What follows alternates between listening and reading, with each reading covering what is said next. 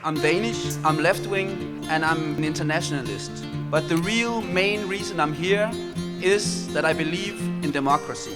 I'm here because I support the right of Catalunya to have self-determination. And I think it's important for us to remember that the borders we have around the world and in Europe, they were historically often made as a result of war and dirty power struggles.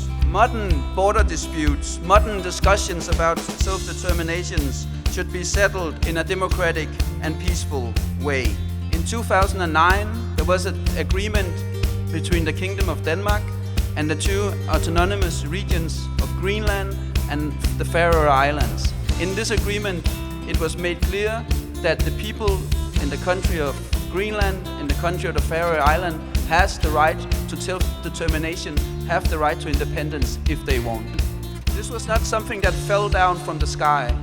This was a result of a struggle from the left, and especially a struggle from the strong left on the Faroe Islands and on Greenland.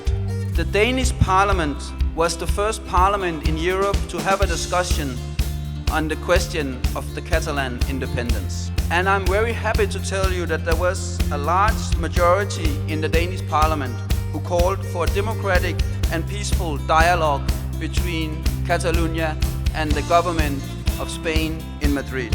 And I must tell you that this was not, again, something that came down from the sky. This was due to the fact that people in Catalonia has been demonstrating, has been showing the whole of Europe, the whole of world that you exist and that you want to have a democratic decision on independence. And I'm here to tell you that Catalonia is not alone. And I can assure you that many people in Denmark, many people in Europe, many people in the European left, we support your democratic path.